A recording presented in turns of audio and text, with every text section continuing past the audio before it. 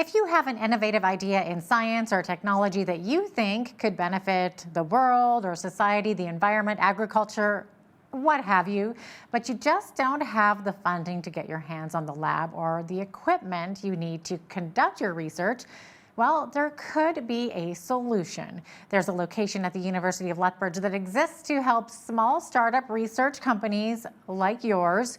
Our guest today is Dr. Laura Keffer-Wilkes, manager of Sinbridge in the U of L, where businesses can come to take advantage of their scientific facilities.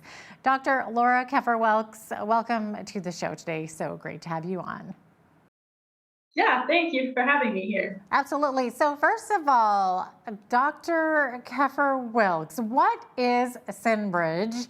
Can you maybe give us a snapshot of what it is and what it is able to do at the University of Lethbridge? Sure. Senbridge is our synthetic biology makerspace.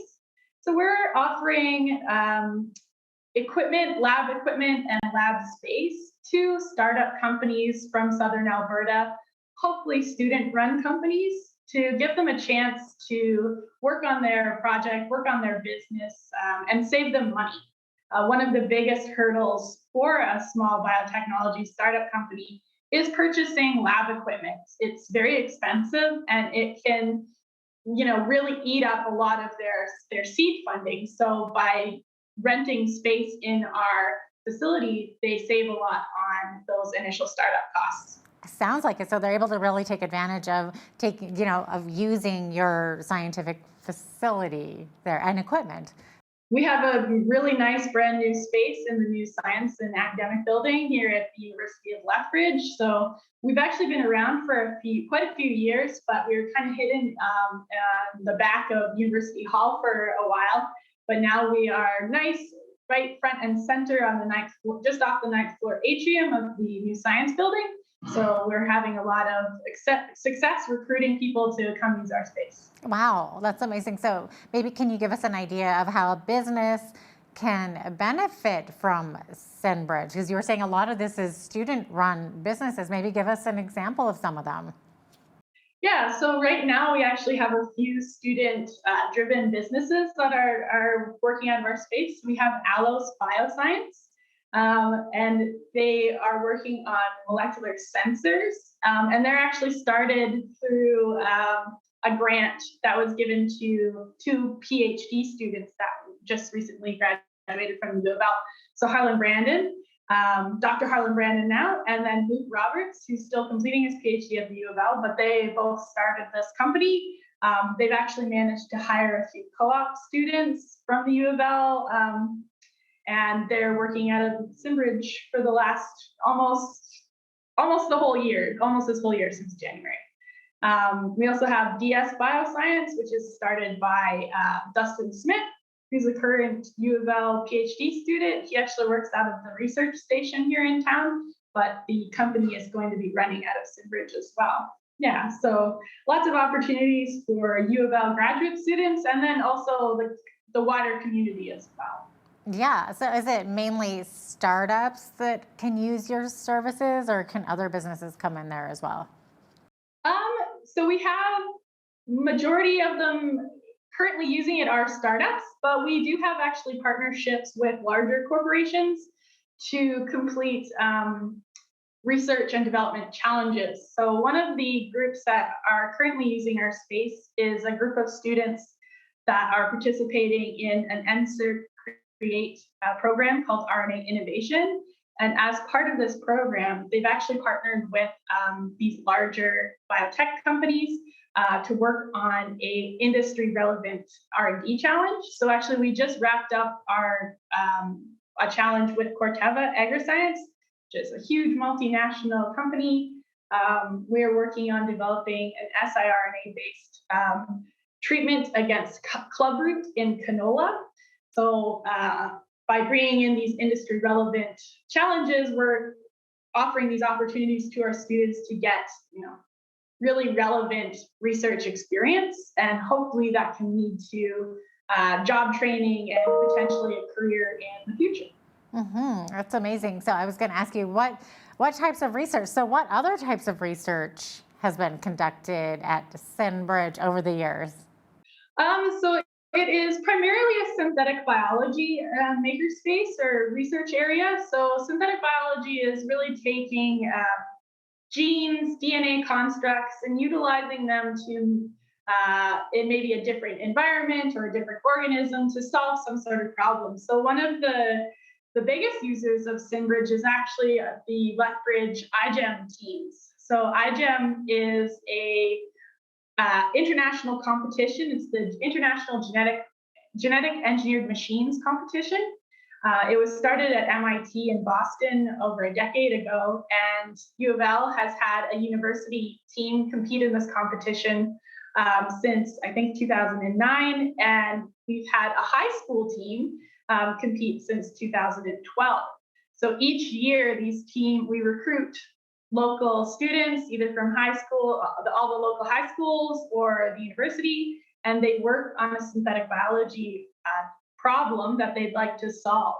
The high school team actually won the whole competition in 2013, and the university team did very well that year as well. They won Best Overgrad poster for North America. And we've also been very successful every year, even this year. And last year, even though we couldn't get into the lab very much due to COVID, we still did pretty well in the competition. The high school team this year got a gold medal and was nominated for Best Wiki and Best Presentation. And the university team got a bronze medal. So it's a really well-utilized space for people that are just outside of that are doing synthetic biology. Yeah, for sure. I was going to say, it sounds like a great way for those younger students to really get that hands-on experience in the science. So does your organization open it up in general to high school students and younger students to just to become familiar with the sciences and scientific research? That's what we're trying to do. So Igem is a really good avenue for that. And we're actually just recruiting for our 2022 team. So if you know a high school student in Lethbridge or surrounding area that is interested, make sure that they can contact me and I could send them the application. But one of the other opportunities that we have had is through our dual credit program. So the university offers several courses that high school students can take while they're in high school, and they receive high school credit and they also receive a university credit. And we actually have a genetic engineering dual credit course. So it's being offered again this spring 2022 season. It's been offered 4 times previously. And we partner with the Palliser School District and then the Lethbridge School District to recruit high school students that are interested in getting these hands-on experiences while they're still in high school, because it's a great opportunity to give them, a safe space to learn these advanced techniques. They can fail, they can try again before they take that next step into university. So yeah, it's a really good opportunity. So if you're interested in doing a dual credit, also reach out to me and I can give you more information on that. Yeah, that's so interesting. So I'm just wondering, do you see that interest in science and technology? Do you see that increasing in high school and new university students these days? Or what's the interest level of students that come through your facility? Definitely, we definitely interact with a lot more of those self-identified kind of people that already like science. But I think one of the kind of positive outcomes of the pandemic actually has been people engaging with science a lot more, especially RNA science, because of the Pfizer and Moderna vaccines, these mRNA vaccines. People want to know more about it. How does it work? Why did they make these kinds of vaccines versus traditional vaccines? So having that kind of dialogue open, especially to young people, I think is really interesting. And I hope it actually translates into these people considering like, oh, maybe I will want to take science in university, or maybe I want to research this a little bit more. So yeah, it's actually been kind of a bit of a positive outcome of the Yeah, pandemic. So, for yeah. sure. It's really interesting also that you mentioned that, because I know like many are saying that this mRNA technology connected to vaccines is only the tip of the iceberg, so to speak. So could another company, like say a multinational company or even an Alberta company like Northern mRNA, for example, use your facilities at Sinbridge to develop their research and development of their own products? Yeah, for sure, definitely. We also have a lot of expertise in RNA biology actually at the University of Lethbridge. We're part of the Alberta RNA Research and Training Institute, and we have several faculty here that specialize in RNA biology. So it's actually Southern Alberta and Lethbridge in particular is a really great place to work on something like that if you're interested in it.